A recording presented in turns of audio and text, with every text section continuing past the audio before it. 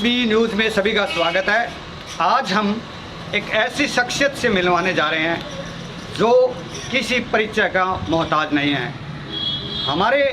आज हम जहां खड़े हैं वो है मोदी निवास और जादू भवन। यह है नाम इस श्री कर्णपुर कस्बे, गंगानगर ज़िले के श्री कर्णपुर कस्बे का नाम आते ही इसको जादू नगरी के नाम से भी जाना और पहचाना जाता है, क्योंकि इस जादूगर सम्राट शंकर यहाँ की एक शख्सियत है जिन्होंने इस छोटी सी जगह कर्णपुर कस्बे से निकलकर पूरे प्रदेश ही नहीं, देश ही नहीं अपितु विदेशों में भी अपने नाम का डंका बजाया है। आज हम सौभाग्य से SB न्यूज़ की टीम उन निवास पर पहुँचे हैं और मिलवाने का प्रयास करेंगे जादूगर सम्राट शंकर से। उनसे जानने का प्रयास करेंगे कि आखिरकार वो कहाँ अब रहते हैं और जादुई दुनिया में किस तरह से अपने नाम का, अपने शहर का और किस तरह से जादुई कला को वो करते हैं। उनसे मिलवाने जा रहे हैं आपको। हम खड़े हैं उनके न्यूज़ में सभी का स्वागत है। हमारे साथ में आज विश्व के महान जादूगर सम्राट शंकर हमारे साथ हैं। हम उनसे रूबरू होंगे और त्योहारी समय में ये अपने गृह स्थान निवास स्थान श्री कर्णपुर पहुँचे हैं। कर्णपुर की धरा पर इनका स्वागत है। सर, SB न्यूज़ में आपका स्वागत है। सर, देश और विदेश सहित पूरे क्षेत्र में आपका नाम किसी के परिचय का मोहताज नहीं है।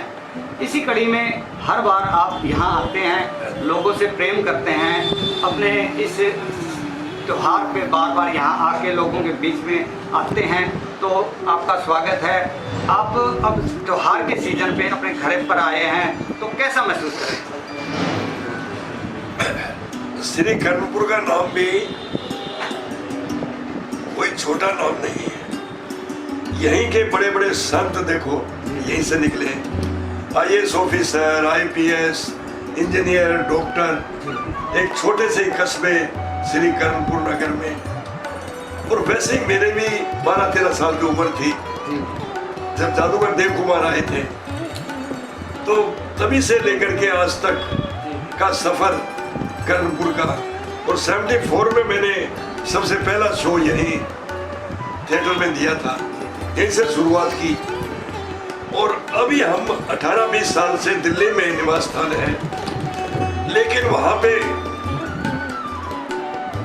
तो रहते ही हैं, लेकिन इतनी व्यस्तता, बिजी लाइफ, इतना सब कुछ होने के बावजूद यहाँ करके जो सुकून मिलता है, श्री कर्णपुर में जो मिलता है, यानी ये मानो एनर्जी मिलती है, वहाँ की थकान यहाँ पे मिट जाती है।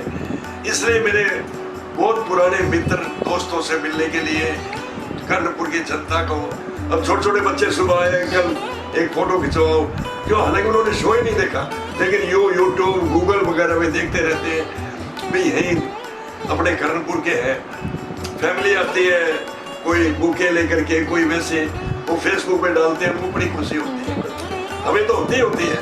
तो इसलिए कर्णपुर से मेरा विशेष लगाव।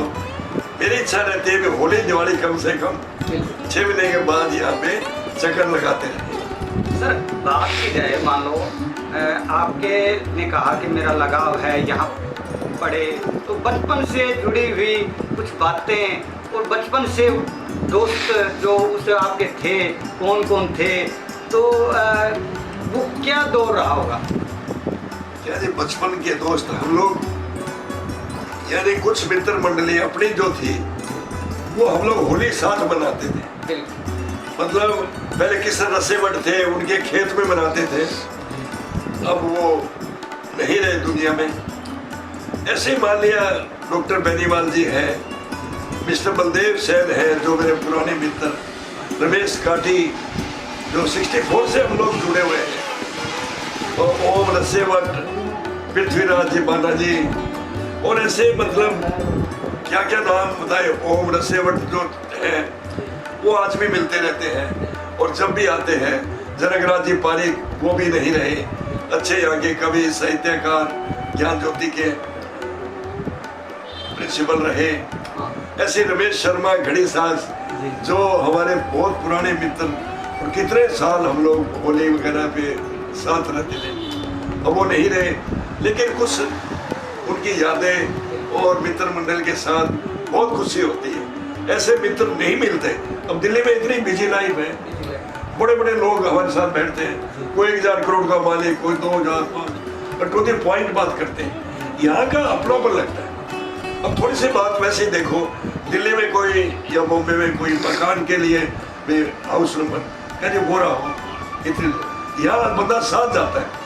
तो देखो ये कितना बड़ा लगा। बिल्कुल बिल्कुल, राजस्थान की तरह और श्री कर्णपुर के लोगों में आपसी प्रेम भाव बहुत ज़्यादा है सर। ये बात हर सतर पर पता है कि, लेकिन सर आपके जो दोस्त थे, पुराने दोस्त थे, ज़्यादातर इस दुनिया से अलविदा हो गए और करीब उनमें से बहुत कम रहे हैं, बहुत कम रहे हैं, लेकिन वो चले गए तो आप अब भी तरोताज़ा एक बड़े सिस्टम से अपनी ज़िंदगी को अपने आगे तक चला रहे हैं और आज भी स्टेज पर पूरी उमंगता से, बड़े उत्साह से आप शो करते हैं। तो कहीं ना कहीं एक जो दर्शक है उनको भी एक जाएगा संदेश कि आप फिट कैसे रहते हैं। ऐसे जैसे आपने बात कही ना, अभी 14 अगस्त 2022 को मेरा दिल्ली में जन्माष्टमी का कार्यक्रम था जी। 5000 की गैदरिंग थी जी। तो हम लड़की को हवा में उड़ाते हैं, पब्लिक में से लेते हैं जी। लड़की को हवा में उड़ाया, पब्लिक में से लिया, फिर शो के बाद हम नीचे आते हैं, खत्म होने के बाद लोग सेल्फी ड्रेस है, वो ड्रेस के अंदर होते हैं। तो लड़की की मदर मिले कि अंकल जी मैं 25 साल पहले हवा में उड़ी थी और आज मेरी लड़की 18 साल की हो गई, हवा में उड़ने के लिए आई है और आप अभी चल ही रहे हो। मैंने उनको एक ही बात बताई, बेटे कुछ जादू का ये कमाल नहीं है, ये योग का और खान पान का। मेरे 1970 में मैंने योगीराज स्वामी देवी दयाल जी महाराज जी को, जिनका हमने सेंटर गंगानगर भी है, पूरे इंडिया में है, उनको गुरु बनाया योग के। तब से लेके आज तक, आज माने 52 ईयर हो गए मैं योग करता हूँ। जैसा खाए अन्न वैसा बड़े मन। आप टीवी कलाकार, पत्रकारिता में हो, सब कुछ हो, आपका सर दर्द हो रहा है तो आप क्या काम करोगे? सबसे पहले हेल्थ का बहुत जरूरी है और हमारे शो में तो बहुत जरूरी, मतलब 2.5 घंटे 2-2 घंटे शो देना, स्टेज पे 2-2 शो। उसके अलावा पब्लिक डीलिंग, सुबह प्रेस वाले आ गए, वो मतलब है किसी को हताश नहीं करते हम लोग। तो इसलिए ये योग का मैंने सहारा लिया। 98 में उन्होंने शरीर छोड़ा स्वामी जी ने, फिर उनके बड़े लड़के योगीराज स्वामी लाल जी महाराज, जो आप टीवी वगैरह में देखते हैं, पूरा वर्ल्ड का टूर किया हुआ है, उनको गुरु बनाए। आज उनके सानिध्य में भी कोई भी दिक्कत आती है तो योग के बारे में पूछते रहते हैं। तो योग जीवन में बहुत जरूरी है। अब सिर्फ प्राणायाम अगर आप लोग 5 मिनट करोगे, अनुलोम विलोम, एक नाक से श्वास लेना, दूसरे छोड़ना, दूसरे पर, तो आपकी कम से कम आजकल इतनी हार्ट की प्रॉब्लम हो रही है वो नहीं होगी। कोरोना काल में लंग्स की प्रॉब्लम थी, वो आपको नहीं होगी। खान पान भी कुछ ऐसा ही हो गया है। खान पान तो अब वो खान पान के अब ये जरूरी हिस्सा हो गया है योग। तो योग इन्होंने बताया कि योग भी हमारी एक ज़िंदगी का अहम हिस्सा है। यदि योग को नहीं अपनाएंगे तो निश्चित तौर पर आदमी बीमार होगा। सर राजनीति की बातचीत हो रही थी तो भविष्य के बीच में मान लो, अब आप हालांकि दिल्ली में रहते हैं राजधानी में, लेकिन अभी हाल हमने समाचार पत्रों में भी आया, कई राजनीति के जो बड़े दिग्गज हैं उनमें चर्चाएं आम है कि आम आदमी पार्टी यहाँ राजस्थान में एंट्री मार रही है, तो उनको आपके चेहरे के अलावा कुछ नहीं दिख रहा, तो क्या उसमें क्या सच्चाई है? आप पार्टी में कहीं कोई है? पार्टी का वो क्या है, कोई भी जो आदमी फेमस होता है, अब मेरे को कितनी पार्टियों की ऑफर मिली, किस किस का नाम ले भी, आप हमारे और नहीं, चलो राजनीति में नहीं आते, आप कैंपेनिंग करो, आप आगे आगे शो करो, हम आपको मेहनत न देंगे, भीड़ को इकट्ठी करो। हमारे शो में भीड़ बहुत होती है, अभी आप हजारों की संख्याओं में, फिर हम भाषण देंगे, वो करेंगे, ये करेंगे, लेकिन मैं कभी इस प्रकार की चीज़ों में गया नहीं, क्योंकि आजकल मीडिया इतना बढ़ चुका है, आज माने बीजेपी में जाए, कांग्रेस में जाए, फिर उन्हीं का आदमी बढ़ के रह जाता है। दो घोड़ों पे सवार होने वाली बात। इसलिए मेरा कभी भी है ना, ये मेन है भी इस कला को जिंदा रखना है। जो 64 कलाओं में एक कला है, इस आर्ट के जरिए हम लोगों के अंधविश्वास दूर करते हैं। बिल्कुल, अंधविश्वास की सर बात आई है तो अक्सर एक लीडिंग खबरें होती है अखबारों में कि आज उसको ठग लिया है, उसको तंत्र में वो कर दिया, आज बाबाओं के चक्कर में लोग यहाँ कितने वो चल रहे हैं, फिर लुट जाते हैं। अक्सर ऐसे मामले रोज़ाना सुर्खियाँ बनती है, तो क्या उस पर आपका क्या मानना है? ऐसे जी मैं आपको बताऊँ ना जी, ऐसी तंत्र मंत्र नाम की कोई चीज़ नहीं होती, भूत प्रेत नाम की चीज संसार में नहीं है। ये सारे मन के भ्रम है और वो मन का भ्रम ही हम लोगों का निकालते हैं। मैं भी साइकोलॉजिकल ट्रीटमेंट करता हूँ, तलाक तक के केस बचाए, सुसाइड तक के बचाए, काफ़ी लोग आते हैं मेरे पास। लेकिन मैंने ज़्यादा शो नहीं किया, कभी पब्लिसिटी नहीं की कि तो सुबह से शाम तक लोगों की भीड़ हो जाए। हमारे जरिए जो भला होता है, जो आदमी जिंदगी कुछ नहीं कर सका, हमारे बाद क्या करते हैं क्या? इसलिए भूत प्रेत वगैरह ये मन के खेल है। आप अपने कर्म पर विश्वास कीजिए।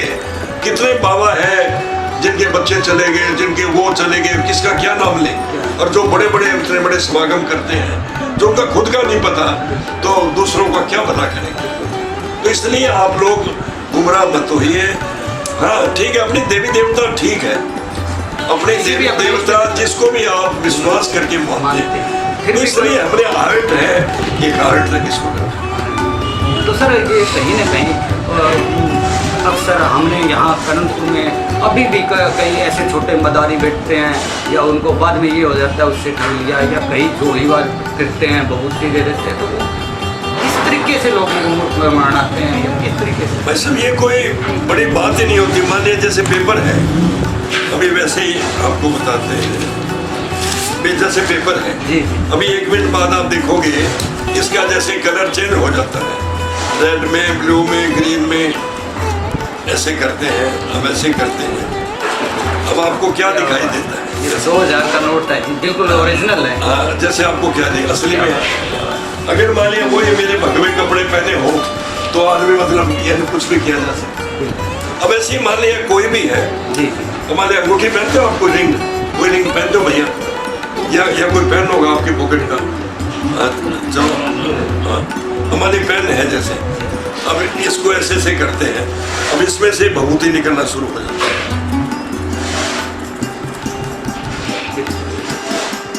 बताओ, यानी कि ये अंधविश्वास के अलावा कुछ नहीं है, इनसे लोगों को बचना चाहिए। ये मात्र अपने स्वार्थ के लिए काम करते हैं। अब काफ़ी लोग लॉकेट पैदा करते हैं, रिंग पैदा करते हैं। अब मान लिया हम लोग ऐसे किया, ये मान लिया ट्रॉफी आ गई, अब आप ट्रॉफी खा भी सकते हैं। क्या बात है, ओरिजिनल बादाम की टॉफी है। तो सर जादू की बात चल रही थी, मुख्य उद्देश्य अपना जादू से लोग अक्सर ये देखना भी चाह रहे थे और उनके आंखों के सामने से आपने पर्दा दिखाया, तो कहीं ना कहीं ये जो बात की जाए जादू की, तो पूरे देश भर में कितने ऐसे बड़े जादूगर हैं, या जादू का कोई गढ़ है, या कहाँ ये ज़्यादा क्या जी, पूरे इंडिया में ये मान लो 10-15 हज़ार जादूगर होंगे जो जादू सीख रहे हैं, जो मिनी शो भी दे रहे हैं स्कूल में, कॉलेज में, और काफ़ी लोगों ने जादू शो, बड़ा स्टेज शो, मतलब बड़े बड़े जादूगरों के शो देख करके मतलब वो शुरुआत भी की है। लेकिन एल्यूजन शो करना को मजाक नहीं। आज इतने मेंबरों को लेके चलना, इंस्ट्रूमेंट और ये सारी चीज़ें हैं, और ये सरकार पर भी बहुत निर्भर है। सरकार को क्या चाहिए? हमारी इच्छा है, मान लिया भारत सरकार, राजस्थान सरकार सबसे पहले इस आर्ट को, फाइन आर्ट में जादू कला को एक कला का दर्जा दिया। बिल्कुल सर। आर्ट का मतलब होता है राजा महाराजा के टाइम जी। ये हम लोग पोशाक पहनते हैं, राजा महाराजा क्यों पहनते हैं? पहले राजा महाराजा लोग जादूगरों को अमोद प्रमोद के साथ में यूज करते थे और अपनी पोशाक देते थे। उसके बाद ये चल पड़ा, एक अलग से क्वालिटी लगती है, अलग ये चीज लगती है कि वास्तव में ये मतलब अच्छा दिखते हैं, हर चीज में आती है। अब हमें भी मल्ल अग्रवाल परिवार के नाते बहुत दिखते हैं, लड़का जादूगर है, 5-6 लड़की और ना बखा ले, शादी के टाइम ले लो, कहीं ले लो। लेकिन मैंने कभी घर वालों से गुस्सा नहीं किया, मैंने कभी मतलब उस प्रकार एक धैर्य रखा, तभी आज भी मुकाम। फिर टांग खींचने वाले बहुत होते हैं। अगर आपके पत्रकारिता में ले लो, कितने लोग हैं प्रेस लिख करके मिसयूज भी करते हैं। अब ऐसे ही हमारे मतलब इस प्रकार के लोग, लेकिन मैं अगर उनकी तरफ ध्यान देता तो आज इस मुकाम पे नहीं पहुंचता। और मैंने बाद में पीछे मुड़ के देखा तो वो लोग वहीं के वहीं खड़े थे। तो इसलिए अपने आप कर्म पर विश्वास कीजिए, किसी के द्वेष भावना और उस प्रकार का आप अपनी मेहनत कीजिए, सब कुछ ठीक होगा। जादूगर शंकर से कुछ बातें हुई है। इनका एक साधना कक्ष है जो कि बहुत ही चर्चित है। हम वहाँ भी इनके से रिक्वेस्ट करेंगे कि उस साधना कक्ष के भी आपको दर्शन कराएंगे अभी, और वहाँ भी कुछ बातें करेंगे और कुछ जुड़ी हुई अहम जानकारियाँ और लेने का प्रयास करेंगे। बहुत ही अच्छा मौका है। अभी फिर से मिलवाते हैं आपको जादूगर सम्राट शंकर की साधना कक्ष।